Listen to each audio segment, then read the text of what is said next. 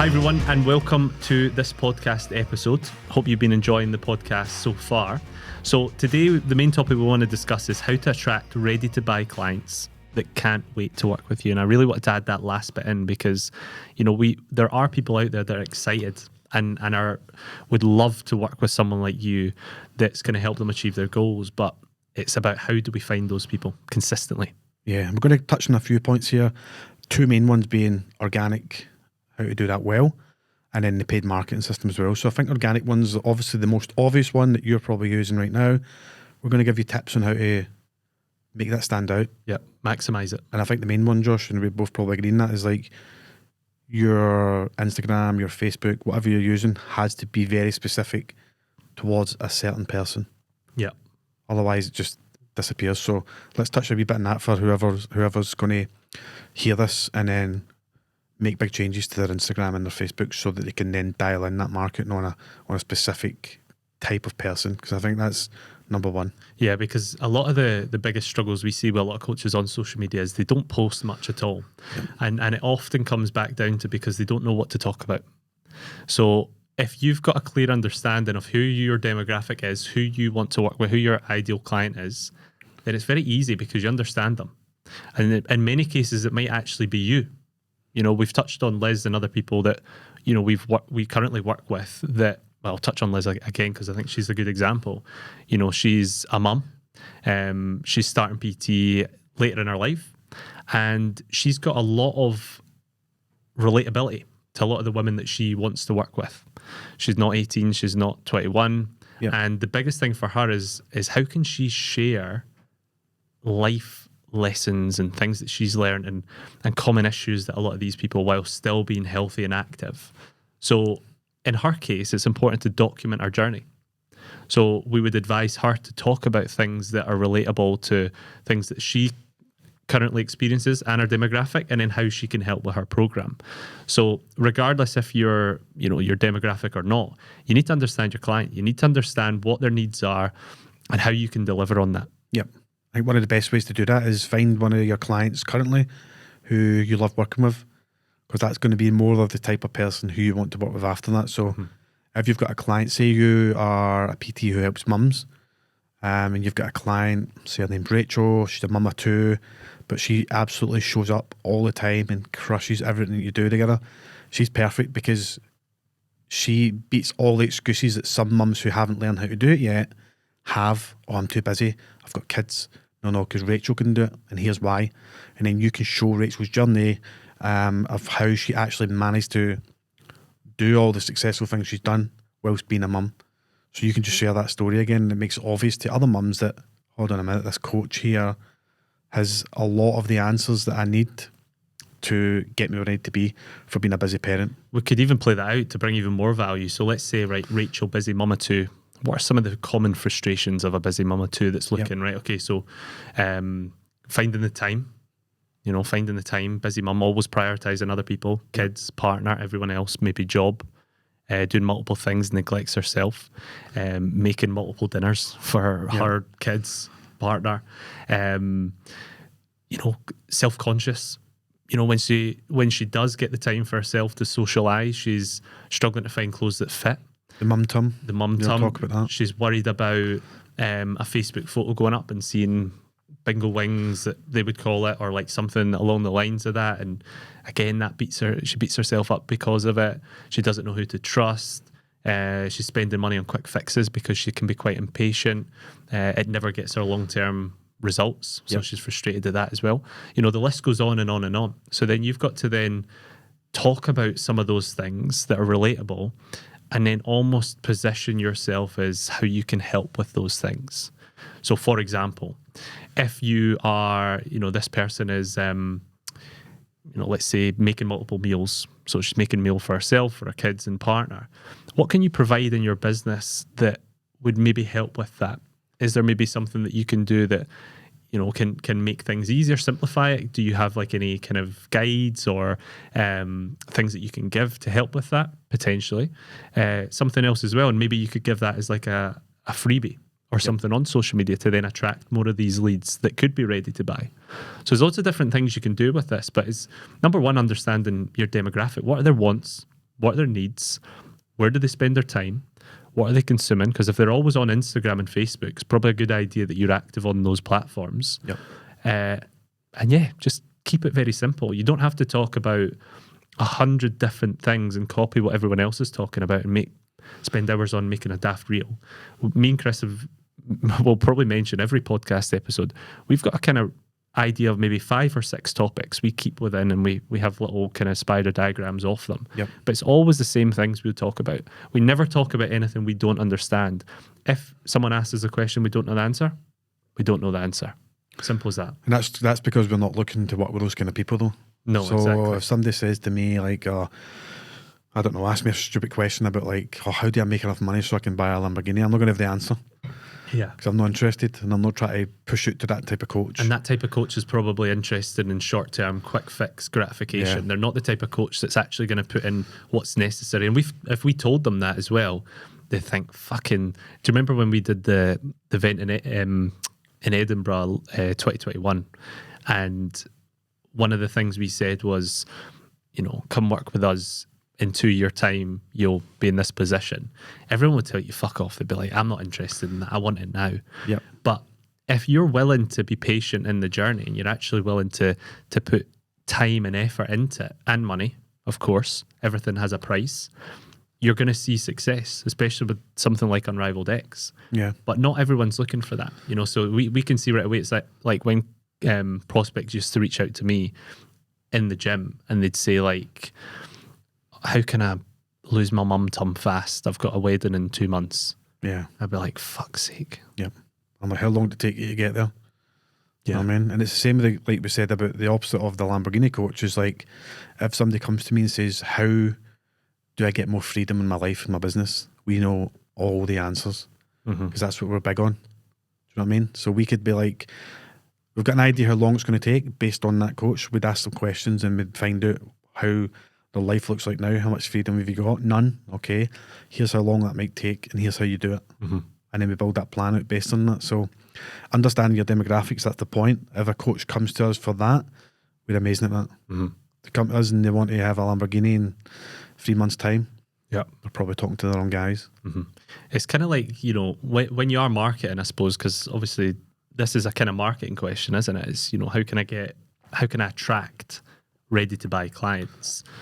So you've kind of got to play the game a little bit to a degree. You know, when you're marketing anything, you've got to play the game. You've got to think, you know, as an example, if we were to attract to that Rachel, busy mum of 2, right? What is the type of language that she grabs onto? Oh, yeah. You know, if we were to create like, I don't feel comfortable talking about, you know, saying that type of word, or, you know, Drop a dress size, leave it fetty. yeah, or like even certain words like disgusted by how you look, or, you know, things like that. These aren't necessarily words we would use, but these are words that they use. And, Yep. and toning up. Yeah, every coach listening to this, they know that toning up. What is toning up? There's no such thing as toning up.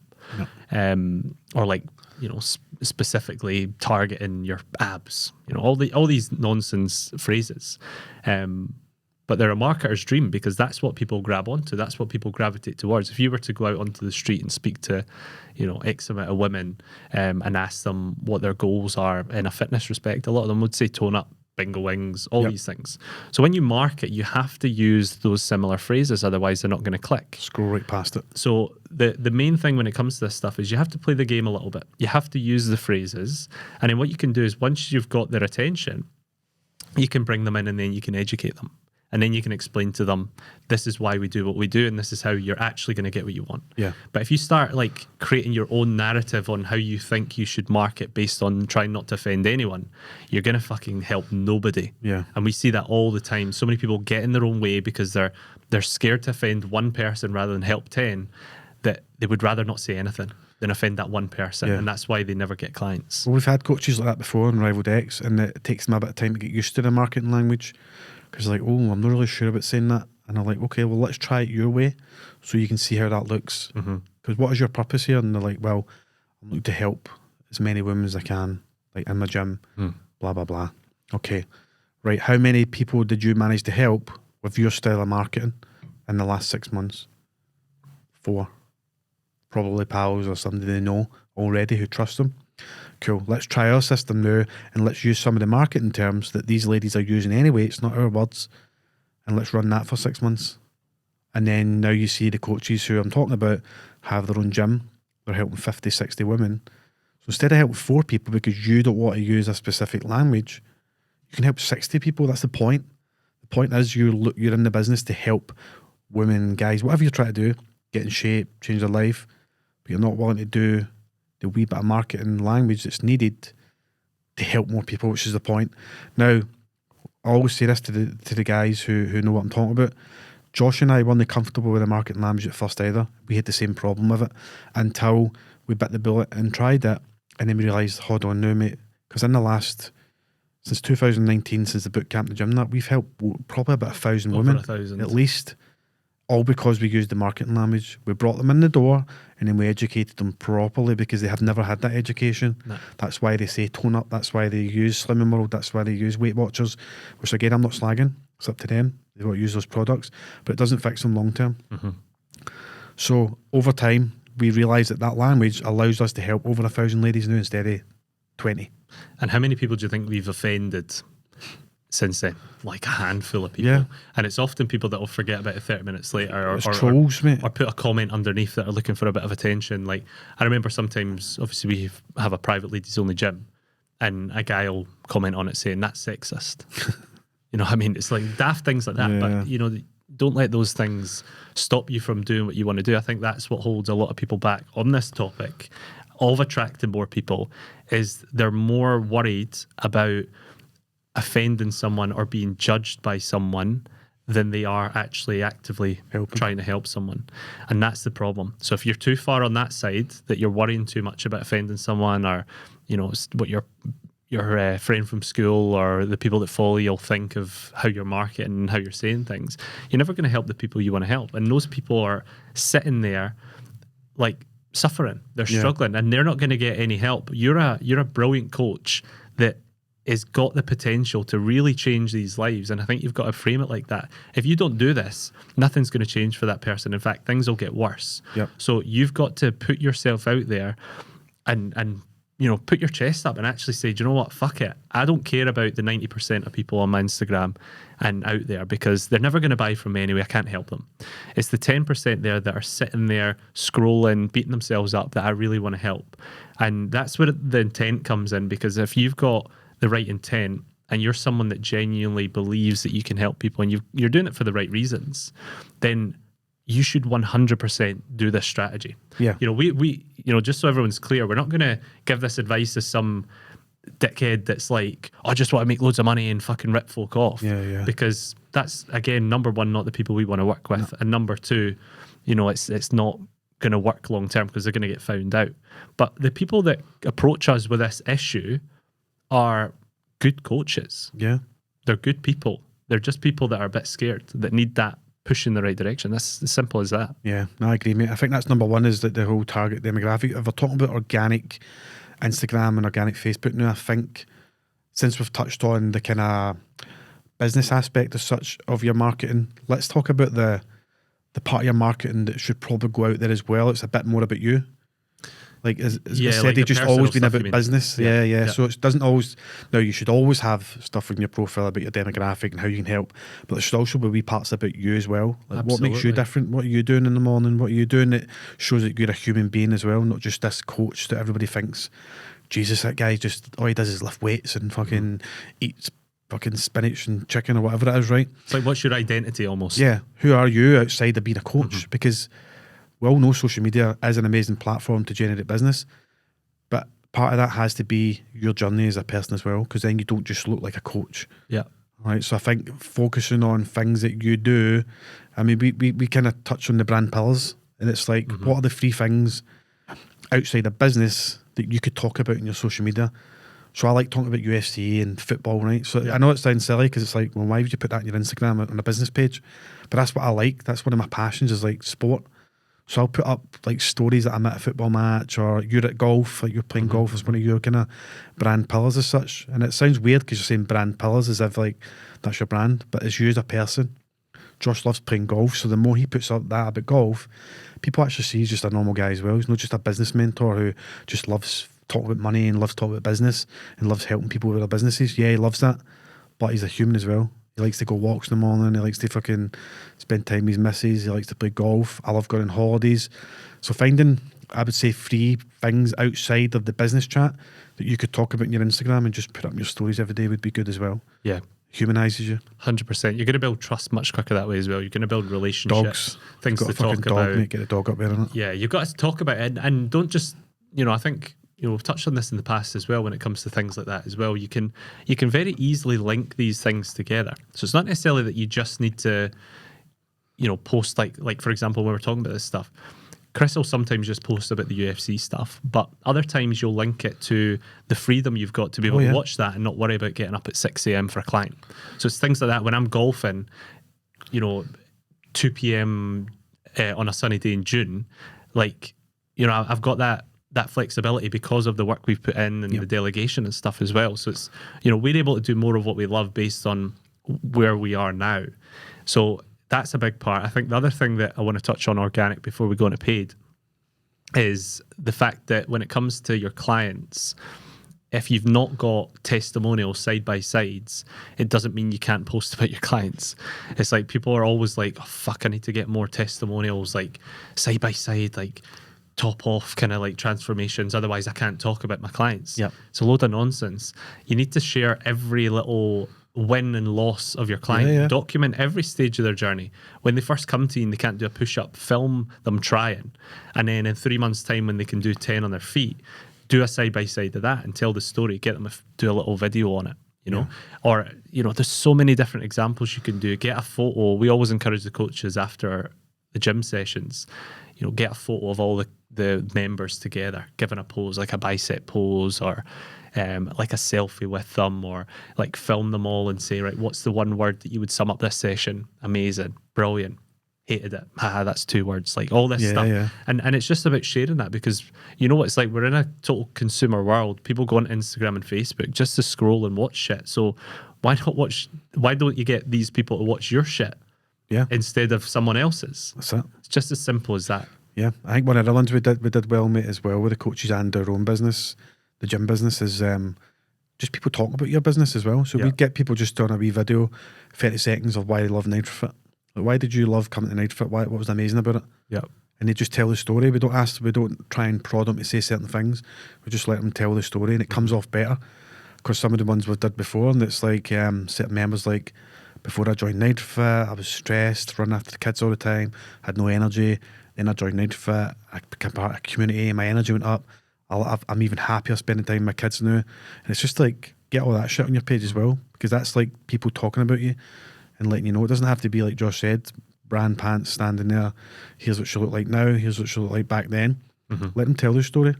People love stories. Any kind of stories. When we talk about stories in here, people are probably a bit more engaged as well, because it shows maybe an element of obviously experience, but like proof. Do you know what I mean? Social proof as well. So on the point on that as well, I think that just before we go into the paid advertisement, this kind of links to is value first. Put all the stuff me and Chris are chatting about now is value, right? Do that first before you think about doing any kind of call to actions, because we've got a great, again, story of when we never knew anything about call to actions when we first did online, do you remember? So we ran the boot camp and other things, and then we're always given value. We did some podcast episodes, we were throwing out constant videos and value and shares and all sorts for like 6 months non-stop, like 4 or 5 posts a day. No call to actions, no asks, just gives. And basically we did our first call to action, and literally was just like it was probably the wolf whistle style, wasn't it? It was wolf whistle. We had Woofu form attached to it. That's right. And then 132 applications. 132 applications we got for our online platform that we'd literally just launched. And that was off the back of all these people that had just been so engulfed in the value we were providing. Sometimes you almost want to think of it as you're kind of guilting people into, like, you're giving so much value, you're almost making people think like, fucking hell, I've got to like buy something of these guys, or like I've got to actually do something. They're giving me so much value. And that's where the value first comes in. Whereas we've spoke about it again in the past, that the opposite of what coaches do, complete polar opposite, and this is why they don't succeed on socials, is they never share anything. No. And all of a sudden a client leaves, and then instantly they put a call to action up. So we did 6 months to then get 132 leads. You do no content, no value, call to action, and naively think you're going to get clients, and nothing happens. Tumbleweed. So it makes a difference, yeah. And that sums up organic marketing, to be fair, mate. 100%. Like that story There's just no sums much it up. more to touch on that. Paid marketing, that's a totally different world. Totally different animal altogether. You might be sitting there thinking, what the fuck's that? Facebook ads. You might have tried to boost posts on Instagram before, or on Facebook, and it didn't do anything. And there's a reason why. But let us just tell you the main benefits of paid marketing, and we can maybe reflect on some of the stories and the guys in the Unrivaled X, just so you can see how powerful it is. So organic, amazing. You need it running all the time. You need to stay valuable and organic. Paid marketing it's not the opposite of that. It's just different. It allows you to get your word out to people who are not on your Instagram and not on your Facebook. Bigger audience type of thing. So it's just scaling your marketing essentially. So if you say you stay in Glasgow, because that's where we're doing this podcast, and you've got a gym there, you've got an Instagram, it's got 2,000 followers on it. They're the ones that see your content all the time. They see the value. What paid marketing can do is you could basically go and set up an ad for your program, or there's many ways to do it. We don't get into the details because we're here all day. And then you could pick exactly who should see that. So if you're in Glasgow and there's a 9 kilometre radius to your gym, and that's the distance people are going to travel to your gym, you could put an advertisement out there that goes to all their Facebooks and all their Instagrams so that they can then apply for your product. So what it does is just give you the ability to literally scale your business 10 times faster than organic. And we see that no matter how good your organic is, you will not be able to compete with Facebook ad strategies. No.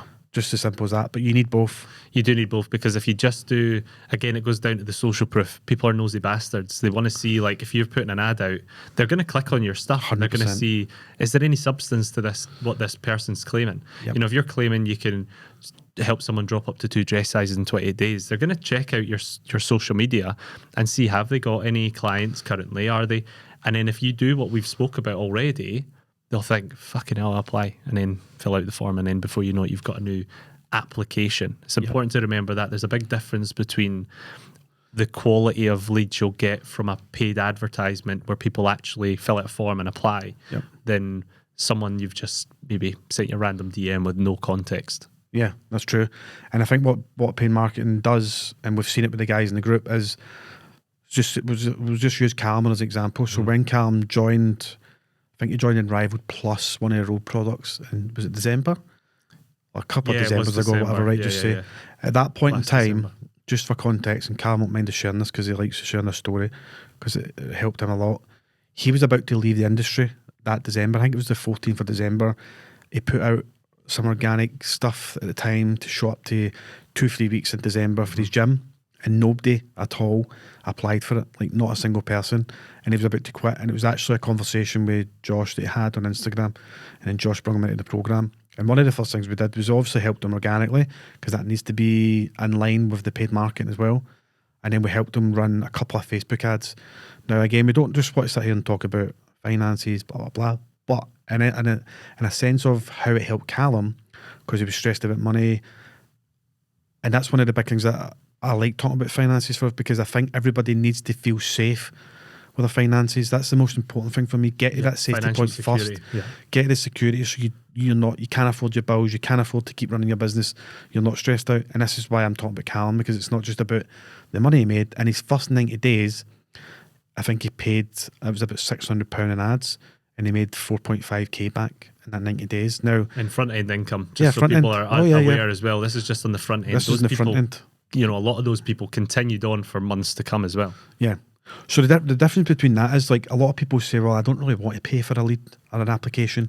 And I'm like, okay, so how much time are you spending creating shitloads of content, editing your reels, making your reels, dancing about your kitchen like a tit pointing to parts of your screen? How long does that take you? Because it costs you time, which is essentially his money. Effort. You probably spend 30 minutes editing it at least, where you could spend 25 quid for a sale. So you could spend 25 quid on an ad that gets you a sale. That sale costs you £25, but It doesn't really, because you're selling a 199 product, whatever it is. So you're making money off the back of it. Yeah. So people will always be like, I'm not really sure about paying for marketing. Seems a bit weird. I don't want to spend money on, but you're spending money anyway. You're spending time creating shitloads of content that's getting you no applications. Mm-hmm. Or like Callum's first ad, his first ad, he got 2 and then we had to tweak it because it's not perfect straight away. 2 days later, we tweaked it and he got 92. So 92 people applied for his small group gym program, his 28-day program. Who were ready to buy. Ready to buy. Right now. And I'll just openly say it was our mistake that we didn't think he was going to get that many leads, because 92 was a lot, and he wasn't even ready for that shit. But he managed to sign up plenty of people. So he missed a lot of sales because he didn't have the systems in place to deal with 92. Yeah. That was our fault. However, the main point is he managed to bring in a shitload of people, kept his business afloat, and now he absolutely loves his business. And I think in previous podcasts we spoke about the guy who works 4 hours a day, Monday to Friday, no 6 a.m.s, and he makes 5+ K a month. Yeah, currently, yeah. Right. So look where he was to where he is now. And again, we're talking about finances, but all the stress behind that is now alleviated. Is that a word? Yeah, yeah. Check me out. Must have been reading the dictionary this morning for this podcast. So it's all alleviated through. Honestly, it was like 97% paid ads. Mm-hmm. So it's very, very powerful. But if he didn't have the organic we helped him with, and people clicked on that ad and checked his Instagram and it didn't match up what the ad was saying, he would have got no ads, no leads. Yeah. So you need both. Yeah. And you also need structure and processes again as well. And I think this is the big thing with Unrivaled X as well, is we won't put ads up for you unless we are certain you know what you're offering, what your product is, the pricing of it, and that you can fucking sell. Yep. Like, most people don't have a clue how to sell, and we'll do another podcast on selling because it needs its whole other section. But just in plain, once you know how to sell, if you then match, if you're a good salesperson, you know how to articulate your product and, you know, ask powerful questions and get people on board, you will absolutely kill it on paid advertisement. Like, it's just as simple as that. So it's a massive, massive tool. And the final point I've probably got to give on the ad stuff is just very simply, it's going to give you the freedom that you want. 100%. You know, everyone always talks about, I'd love a way where I could get like leads and be out for dinner, or, you know, I could be, you know, sleeping and I get a few leads. You know, our gym basically got like 7 leads yesterday that applied to work with us. You know, we've spent tens of thousands of pounds on ads for the gym, and it's hit 6 figures every year we've had it. Yep. So it's one of these things that you need to be in a position to spend money, and you need to be willing to put yourself out there, because what's the alternative? Your time, your effort. Chris has listed it already, all the procrastination that goes into it as well. So what's the alternative? Your broken strategy that you've tried every year since you started? Or is it now time to try something new that's tried and tested, that is guaranteed to get you the results and get you the business you want? It's a no-brainer for us, but not everyone's ready to take that step. Yeah, we'll just leave it there. Just the question I've got for you, and I was asking a few of the coaches the other day in the Unrivaled 5-day challenge, do you consistently get 5 applications for your business through organic marketing every week? Every one of them said no. Can we guarantee you'll get 5 applications every week through paid advertising? 100% yes. Yeah. 100% yes. Yeah. The first 2 days, we might put an ad out. We might have to tweak it because it's different for all coaches and different demographics. But like I said, Callum's first ad had 2. We tweaked it 2 days later and it got 92. So can you guarantee yourself 5 organic applications every week? If you can't, you need to fix your organic marketing anyway, but you also need to get into the paid advertisement, because it's just night and day, and that's how the number one way of scaling your business. You cannot compete with it, and it's as simple as that. You just can't, because your ad will go out to multiple thousands of people, and then they'll click and they will spend their time. If your message is good enough and your offer's good enough, they'll spend their time filling in the form to work with you whilst you're sleeping. 100%. It's a no-brainer. Hope you enjoyed this podcast episode. Hope that's given you a bit more clarity around essentially how ads work, and obviously the difference between ads and organic, and the benefit of both together. Cheers, guys.